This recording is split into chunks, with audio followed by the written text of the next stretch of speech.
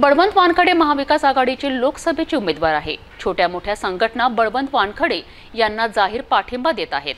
मंगळवारी पत्रकार परिषदेमध्ये विदर्भ लहुजी सेनेने बळवंत वानखडे यांना जाहीर पाठिंबा दिलाय।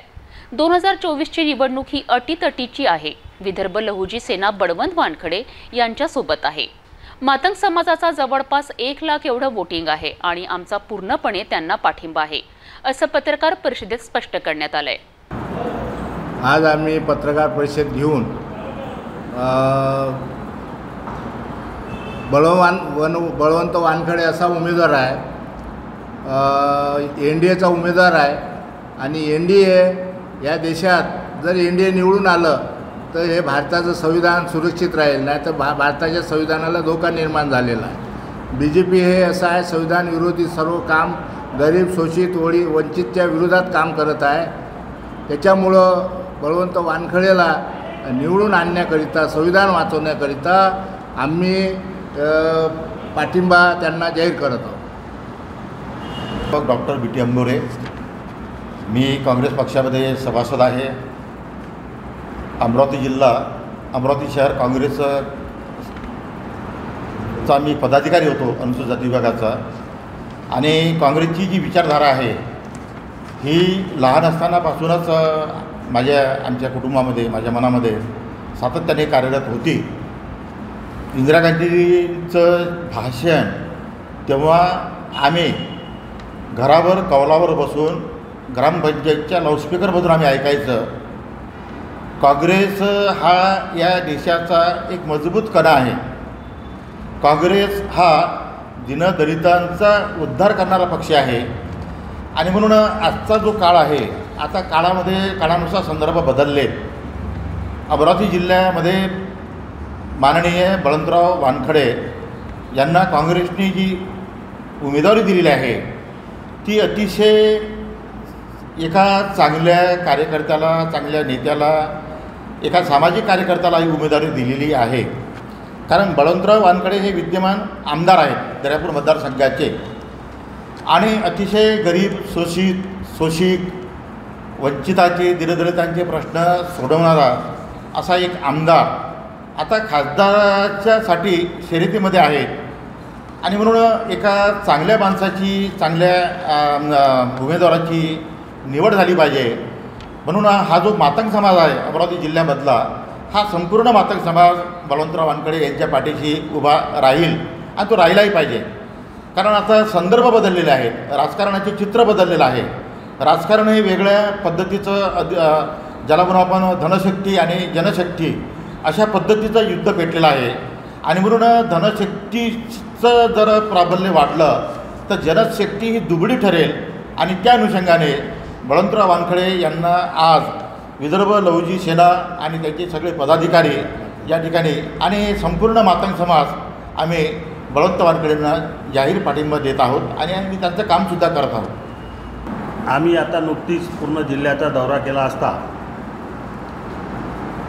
आम्हाला आमच्या समाजामध्ये असं दिसून आलं की हा मातंग समाज या अमरावती जिल्ह्यामध्ये 1,30,000 ची लोकसंख्या असलेला समाज, हा समाज सुरुवातीपासून काँग्रेसच्या पाठीशी उभे राहिलेला आहे। आणि आता या 9-10 वर्षाच्या काळामध्ये जे काही या BJPकडून घडलेलं आहे ते सर्व लक्षात घेता सर्व समाजाने, आमच्या समाजातील नेत्यांनी ठरवलं की बा येणारं भविष्य आपल्यासाठी बरोबर नाही। येणाऱ्या भविष्यामध्ये आपली अवहेलना होणार आहे। उदाहरणार्थ भारतीय शिष्यवृत्तीचा विषय घेतला तर ते बंद पडण्याच्या मार्गात आहे। आमचं आरक्षण जरी बंद केलं नसलं पण पद्धतशीर ज्या कायद्याच्या प्रमाणे ते आरक्षण आमचं रद्द समजण्यासारखं आहे। ज्याच्या भरोशावर आमची मुलं शिकतात, मोठे होतात, ते सुद्धा बंद होण्याच्या मार्गात आहे। त्यानंतर बरेचशा दलितावर अनेक ठिकाणी, विशेषतः मातंग समाजावर बरेचशा BJP सरकारमध्ये अन्याय झालेले आहे। आणि त्याच्यामुळं सर्व महाराष्ट्रातला नव्हे तर जिल्ह्यातला पण समाज एकत्रित येऊन आता कुठंतरी आपल्याला एक वेगळी भूमिका घ्यावी लागेल। म्हणून एक चांगला सुज्ञ आणि गरीब माणूस दर्यापूर विधानसभाचे आमदार बळवंतराव वानखडे यांच्या पाठीशी उभे राहून कमीत कमी आपल्याला या माध्यमातून जिल्ह्यात तरी न्याय मिळेल हा दृष्टिकोन ठेवून आम्ही सर्व मातंग समाज बळवंतरावच्या पाठीशी उभे राहून त्यांना संपूर्ण जिल्ह्याच्या मातंग समाजाच्या वतीने आम्ही आज जाहीर पाठिंबा जाहीर करत आहोत आणि ते भरपूर मताने निवडून येतील अशी अपेक्षा करतो आहोत. मी श्रीराम भीमरावजी हंगरे, विदर्भ लहुजी सेनेचा उपाध्यक्ष बोलतो आहे. आज आम्ही बळवंत भाऊ वानखडे यांना पाठिंबा देण्याकरता विदर्भ लहुजी सेनेची सर्व संघटित मंडळी बसलो आहोत आणि आम्हाला बळवंत भाऊ यांना निवडून आणण्याचं आमचं सर्वांचं एकमत झालेलं आहे. समाजाच्या लोकांचं सुद्धा म्हणणं आहे की आपल्याला बळवंत भाऊंना निवडून आणणे आहे. त्याचप्रमाणे परिस्थिती आजची जी आहे, आज त्या परिस्थितीमध्ये महागाई, विद्यार्थ्याचं शिक्षण, गरिबाचं शिक्षण परिस्थिती नसूनसुद्धा पोरं शिकलेले असून आज त्यांना भरतीचा आम्ही दाखवलेला आहे. आज त्यांना पोलीस भरती, SRP भरती, तुमच्या मिलिटरी भरती हे बंद आहे. आज गरिबाचे खाण्यापिण्याचे आज परिस्थिती नाजूक आहे. आज शेतकऱ्यांचे हाल चालू आहे. एवढं भयानक परिस्थिती, आज शेतकरी आत्महत्या करत आहे आणि आमचे गरीब लोक परिस्थिती नसूनसुद्धा शिक्षण घेऊन पोरं त्यांचं वय झालेलं आहे, परंतु त्या नोकरीच्या आशेनं ज्यांनी नोकरी आपल्याला लागेल या आशेनं आपलं शिक्षण केलं, परंतु निराशा झालेली आहे.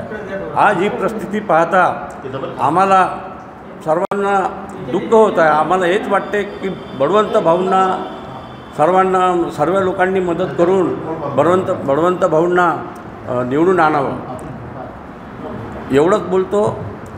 दुसरी विशेष सांगायचं म्हणजे की आम्ही जे लोक आहो हे बळवंत भाऊच्या पाठीमागे आहो आणि बळवंत भाऊ चांगल्या मतांनी निवडून येतील असा विश्वास आहे. कारण त्यांच्या मागे अमरावतीमध्ये महाशक्ती आहे आणि जे लोक त्यांच्या मागे आहे ती शक्ती अशी आहे. सुनील भाऊ देशमुख झाले, शेखावत भाऊ झाले, यशोमती ठाकूर मॅडम झाल्या आणि बळवंत भाऊ इंगोले,